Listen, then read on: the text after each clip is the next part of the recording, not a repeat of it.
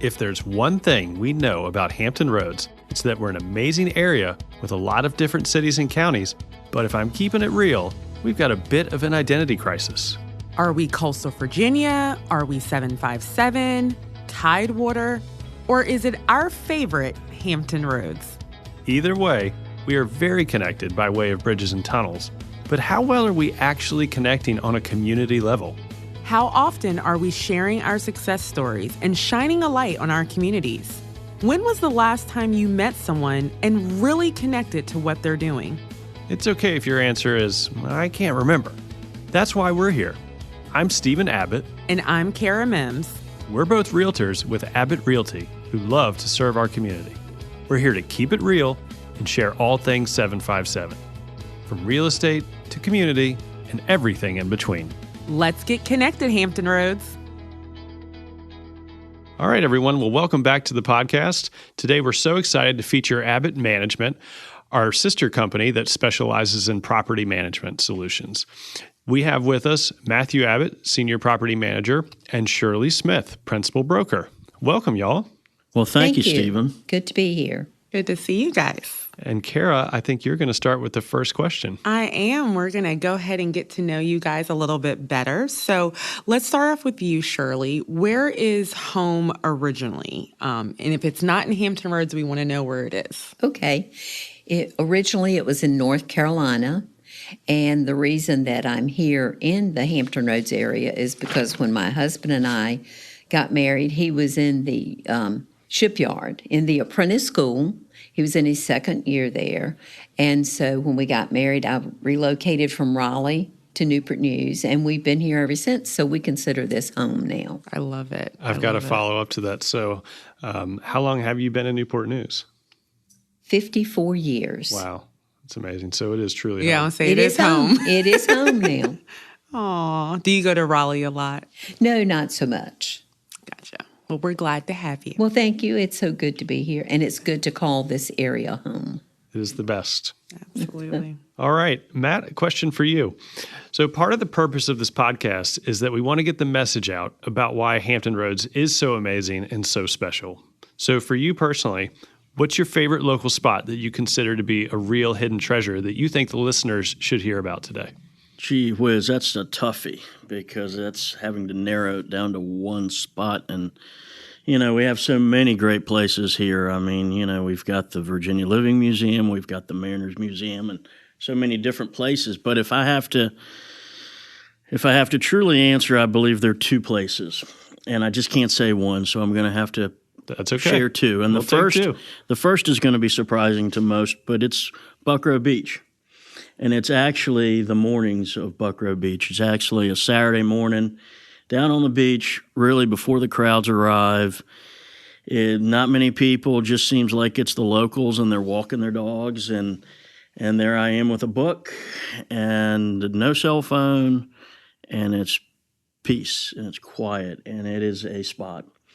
But at the same time for me, another hidden treasure, and there are more people in this spot, but it's completely enjoyable, is Merchant Square in Williamsburg, because it's a perfect family spot and there are families all over the place, and you can walk up and down and learn about our history, but enjoy a meal afterwards. And that's just how diverse our area is, I think. Okay, great. I like both of those. Yeah. I'm kind of appealing more to the Buckrow Beach because I love the water. Both are great. It is a gem for sure. So, and just in case any of the listeners aren't familiar with either area, Buckrow Beach, just give a little synopsis where it is, what it is, and same for Merchant Square. So Buckrow Beach is down in Hampton off of Fox Hill Road. It's on the bay, and it is just a beautiful area. If you're down that far, you can easily continue on and go see Fort Monroe. And there's some restaurants down there. And heck, while you're at Fort Monroe, you might as well slip down to Phoebus. Yep. And just explore. It's a great place to explore. Nice. And Merchant Square being... So Merchant Square, if you're not familiar, is in Williamsburg. And it is literally right across the street from William and Mary. And when you park your car, because there is a parking garage and there are also some spots along the road and some open areas to park, and parking is plentiful actually, you can walk into Merchant Square and you're able to walk all the way down to the original Capitol in Williamsburg. And they're just there are a lot of different shops. There are a lot of, there are a couple of restaurants, a lot of different colonial shops, and people are dressed in colonial outfits and doing skits. And there are taverns there where you can slip in and get a bite, but you have to get a reservation. Yeah, I recommend that. Good advice. Yeah, exactly. Yeah, it's wonderful. It's I believe it's the largest open air museum in the United States. I did not know that. That's And, great. It's just a real sight to see. So check it out, everyone. Thanks, Matt. Thanks for sharing. It's right in our backyard. That's I it. love it. So Shirley, let's talk about family. Maybe what's one fun story or one fun thing that your family's always talking about, gets everyone laughing, puts them in a good headspace? Okay. Well, anytime our family gets together, we have a great time together. It's just a great family unit. And we do laugh. We laugh at any mistakes. It just seems to be a fun time to get together, and we always look forward to it. I know there was once we had our daughters and son-in-laws, grandchildren at our home, and we had the grand dog there, Gracie. Okay. And she was a runner, always had been. They adopted her, but she was a runner. If there was a door open anywhere, she was out and gone. So many fun chases after her. But this time she got out so quick. And we had all the family, all the neighbors out looking for Gracie. And when we finally came back home, she was sitting on our deck waiting for us. She's like, where'd y'all go? That's right. She was waiting to get back in. Right. Because it was a hot summer day and it was cooler inside. Absolutely. She got hungry from running around, so she. I guess. She came back. She Yes. always come back home, right? That's right. Always come back She home. always did. Funny. I love like it. that. Well, thanks for sharing that. All right, Matt, this one's for you. If you could go back and give your 18-year-old self one piece of advice, what would it be? Wow. Goodness me. One piece of advice. Well, I'll have to keep to that one piece versus the two from the last question. Slow You can down. give your top two. Slow down. Slow down, I think, is really the best advice. Just slow down. And by that, I mean, slow down can go in a lot of different avenues. But I think COVID really taught a lot of us the power of slowing down. I'd like to believe as I've gotten older that I try to slow down a little bit. But, the world just demands so much of us instantly. It's always an instant response, instant return call. And we've allowed ourselves, to become instant. And that's good. I think in a lot of ways, technology has helped us far more than it's hurt us. But in terms of our mental well-being and our physical well-being, I think each of us just needs to find our own way to de-zone and decompress and slow down just for a little bit of time.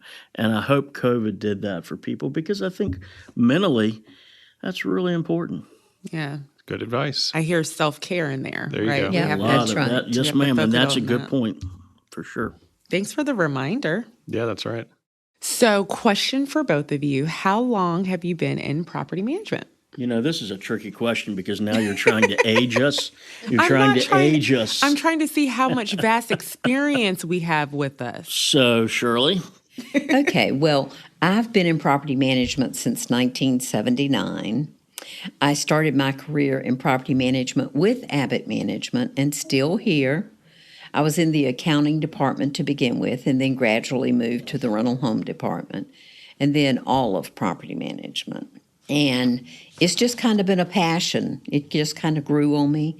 And I really like what I do in property management. And it's really a career. It's not a job. And that's how I truly feel about it. Right. That's awesome. What about you, Matt? gee whiz, I would have to say probably close to 25 years, I believe. And for me, it started out part-time, I suppose, and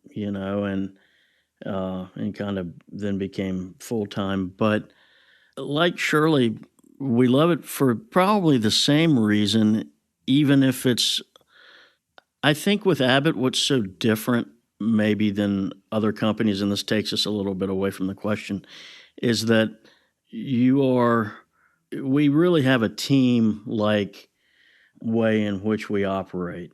And there's the old phrase, there's never an I in team. Mm-hmm.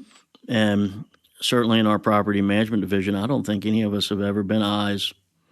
And it just makes the job that much seamless. It makes it just really quite enjoyable.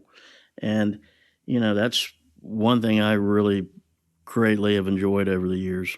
We work hard, and we have proven results. There you go. Yes, you do. Great combination. So both extremely long-term in property management and both very passionate about it, which is wonderful and how it should be. It's excellent. I'm wondering, though, if you had to identify one thing that you love the most, Matt, I think you may have just touched on it, but the one thing you love the most about being a property manager, what's that one thing? I find that no 2 days are ever the same. Every day is different. Today you're on a podcast. Yes. Well, we can have her back tomorrow. Yesterday we were not. And I've never been bored. And I say this a lot of times when I am interviewing potential new employee candidates, that I've never been bored a day in my life since I've been working for Abbitt. That every day is different. Some days are opportunities and some are not. But I do enjoy what I'm doing. So, I just like the difference. And I like, as Matt said, I like all of the people we work with because they really make the company and we have great team members. So, yeah, working with our employees and every day is different. One of the things that we have kept as our best kept secret for a long time, I think, is our culture. And through some encouragement and really some self-awareness, we're trying to get that message out a little more and be less of a best-kept secret in that way. And I think that it's certainly true of the realty team, and it's very true also of the property management team. And I commend you both for leading a culture that works in that way. Well, thank you. Thank you. So did you answer the last question in the last, or this question, the last question, Matt, or do you want to just? Yeah, no, probably so. I mean, like Shirley says, each day creates a new challenge, and from that challenge, we get an opportunity. Correct. And we don't even view it as a challenge because I think it's just seamless. I just think we really have such a great team. We just are very, very fortunate. Super. I agree. #blessed. Love it. Love it, love it. So let's take a step back. So for someone that maybe has never used a property management company, right? Please share maybe some types of services, as far as the management services that Abbitt Management provides, to give the listeners, a better snapshot of what that looks like. Okay, well, we manage rental homes, multifamily apartments, homeowners association, and commercial units. And we manage them for a variety of investors and owners. We bring value to the owners and the investors with our Yardi software system, which is excellent. It's very efficient. We can provide timely reports, financial reports, custom reports that investors require sometimes. And it's always very rewarding to be able, at the end of the day, to know that we've done the very best we can to protect and help maintain the investments for our owners. Absolutely. Anything you want to add to that, Matt? Or did she sum it up perfectly? That sounds perfect. You did mention our HOA management. I did. You did, as well as our land management, too. Land management, I did not. Do you want to elaborate on land management, Matt? We're just happy to... if anybody has any property that they may be interested in selling, or they may be interested in us helping them through a development process or whatnot, we're always available and very interested in that side of the business as well. Okay, great. So we've noticed over the last 5 to 10 years that you guys have really been adding a lot of third-party communities into the multifamily portfolio. Can you share a little bit about what that really means? Sure. So third-party management is where we have no ownership in that management opportunity. So we work directly for the owners or owner of that management opportunity that they bring to us. And this really gives us an opportunity to shine and share, frankly, what our successes have been. And it gives us an opportunity to provide those third-party owners with our knowledge and help them earn more from their investment that they may not be receiving now. I agree, Matt. That's a very good explanation. And we have a lot of third-party owners who come to us, no ownership from Abbitt in there. And they're either unhappy with their current management company or they've been trying to manage it themselves and they've decided they want to be free of the responsibility of the day-to-day. So we have a process where we get the property set up in Yardy. In the beginning, it takes just a bit of time to get everything organized well the way, because we have Abbitt standards on how we want things done completely for the owner. So once we get it set up with the owner and the property, then we begin to manage it by Abbitt standards, which frees up the owner to be able to have his own time. We have one owner that we manage a large number of units for, and he had been trying to do everything himself, which didn't really work. So, and he wanted to spend more time with his family in Florida, take holidays, vacations away. And so Who could blame him? he gave us a test run. So we could do the financials first. We could collect the rent, we could lease the properties. And then if we did that to his satisfaction, he would consider spending more time in Florida and give us more of the responsibility, reference the property. So it's actually worked out very well. We've managed for him for several years, have assumed more responsibility, but he's a very hands-on owner. So he still is there with turning the units sometimes, with some of the maintenance, but it has worked out extremely well. So that's kind of third-party management. We have afforded him the ability, as time goes on, to spend more time with his family. Well said. Now, Shirley, I've got a question for you. You've always said to me, whenever we get a new management opportunity, that our services are a la carte. Yes. So for the listeners, can you share a little bit about what that means in case someone listening, maybe like you described with the previous owner, that wanted to start small and then turn it into more? Okay, yes. We always tell them when we do our presentation is that we can do a la carte. Like with this owner, we can do financials only, which would be collecting the rent, leasing, and sending him out his statements and making his owner disbursement.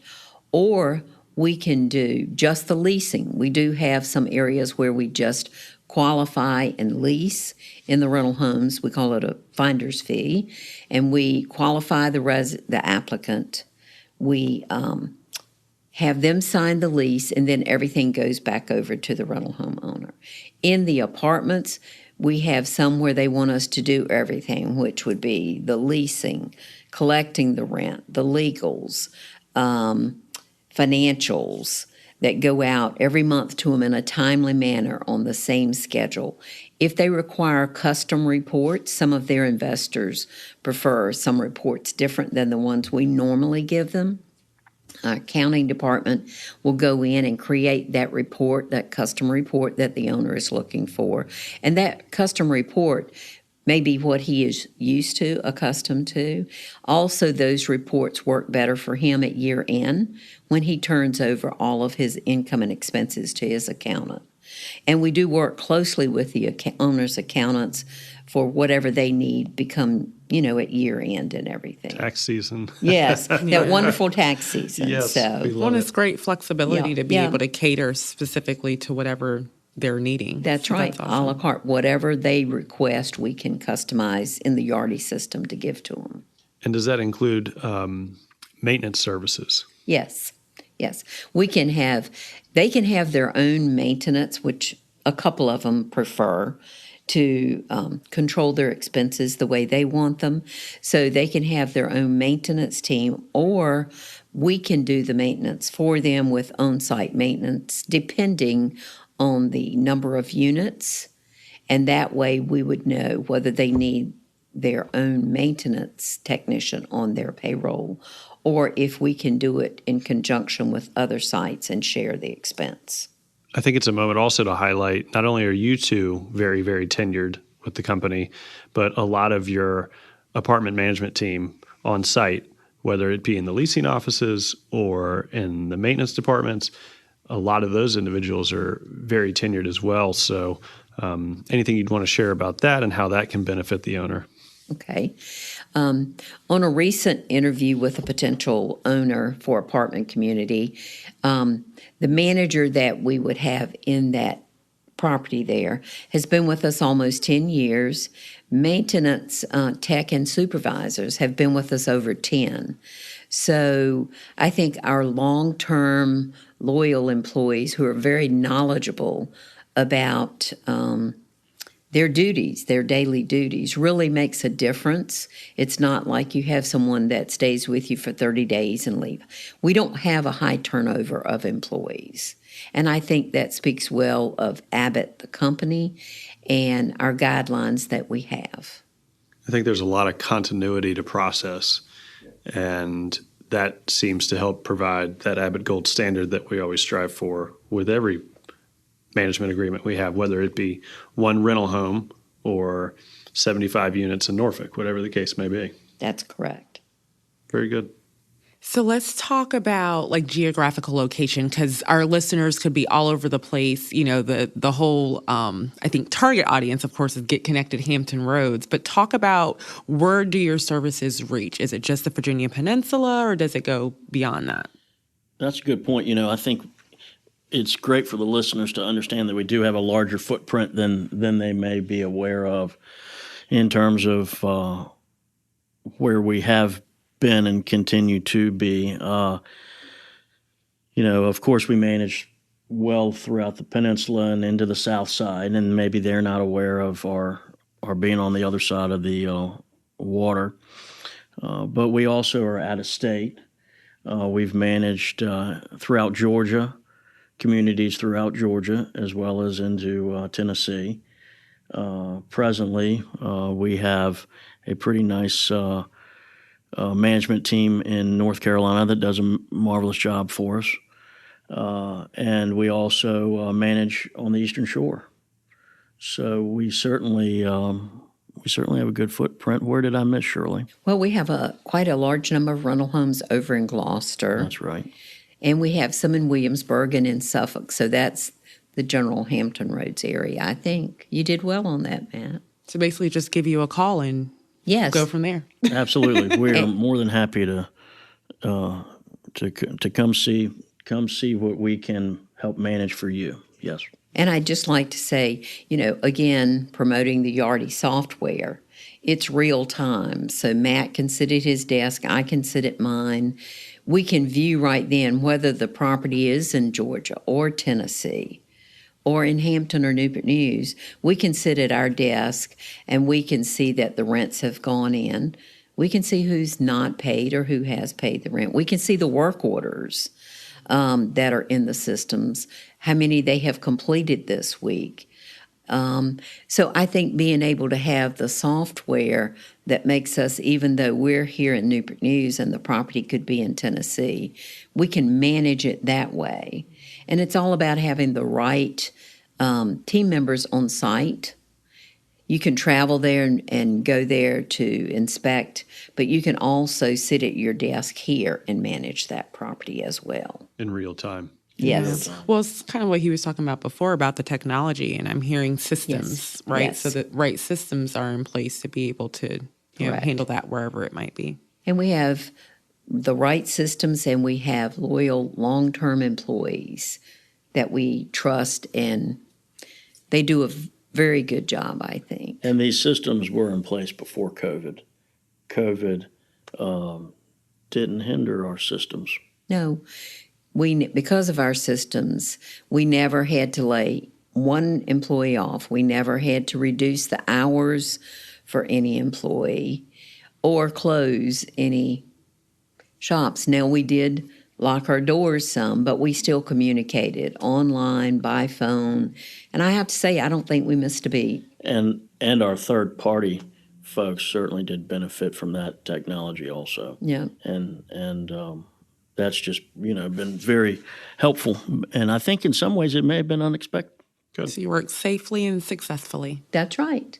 All right. Well, you've probably seen a lot of stuff in the news about a changing real estate market. I'm sure our listeners have too. Shocking, right? Every day. You have to be under a rock not to hear about the housing market these days. And although it's not residential sales, property management is impacted by what's happening in the residential sales market. And certainly we've seen a interesting multifamily market over the last few years. The market is now shifting. We know this. And it's all about finding opportunity in a shifting market. In your opinion, what opportunities do you see for landlords and prospective investors in the next year or two? Well, I'll speak specifically first about the rental homes. During the great sales market, a lot of rental home owners who never really wanted to be a landlord to begin with, they were able to sell their properties, which was great, but our inventory went down. But we are now gradually seeing that inventory with the interest rates rising. That inventory is going back up because some of the homes are slow to sell. People moving out of the area want to go ahead and get it sold. They need the income for their mortgage and so forth. So they are now coming back to us to manage the property. We get at least to qualified applicants, and they still have their income coming in with the rents. As the market shifts, I think personally we are returning to what was something that we used to think of as normal with the rental homes. And then for this area here, we've seen a lot of investors come in buying apartment communities, and some of them have their own management company, but again, as an opportunity coming into this area, they reach out to us for potential management, which is great. And the rents here have really gone up. We have our apartment communities have no vacancies. They have waiting lists everywhere for people who want to move, a lot of them from the homes that were sold, and they had nowhere to go to. So no vacancies, waiting list, rents have really risen in this area, and I think they continue to rise. So that's a great opportunity for investors who are coming here, I believe. So they're coming from other areas, and they view Hampton Roads as an easier market to buy in. Maybe it's a little bit of a cheaper market to buy in for the investment if you're in New York State or if you're in Chicago and you're looking for a portfolio that you can step into that maybe just has a little less price tag than those large cities. And so it's appealing. And we've been found, I guess. That's the real thing. Our market's been discovered by those folks. And we have strong rents. And you're right, there are properties that have long waiting lists, and that is attractive. And not everybody has that. And I think it really rolls back to our good management system that's in place. So strong rents, strong collections, good returns for these investors. Yes, sir. Okay. Sounds like happy investors. Yeah, That's right. that's what we want. That's right. All right, so not really a question, but we, obviously with getting connected, we want to make sure that we can stay connected, for you guys. So for our listeners, let them know how they can connect with you guys and how they can find you, whether it's online, email, all of that great info. Okay, well, they can go to our website, abbittrentals.com, and if they go there, they can find out about our services, they can find out how to contact us, they can see the inventory that we have, be it rental homes, associations, apartment communities. So that's really the best place to go to, is if they go there. They can reach us by telephone at 757-599-3335. But I believe our website, abbittrentals.com, would be the best way to find out about us and to reach out to us. Love it. Anything you want to share, Matt? Shirley did a wonderful job, as she always does. And I think I believe the other great thing about people looking at the website is it'll give them a full exposure of all that we do offer and what we've been up to over our last 75 years. Yeah, very comprehensive. Good. Well, thank you both for joining us today. This has been really enjoyable, and I think we've all learned a little bit about the property management world. And thank you all for all you do, and I hope that we connect again soon. Okay, thank you much. Thank you. Thanks, guys. Thank both of you. Hey, thanks for listening and getting connected.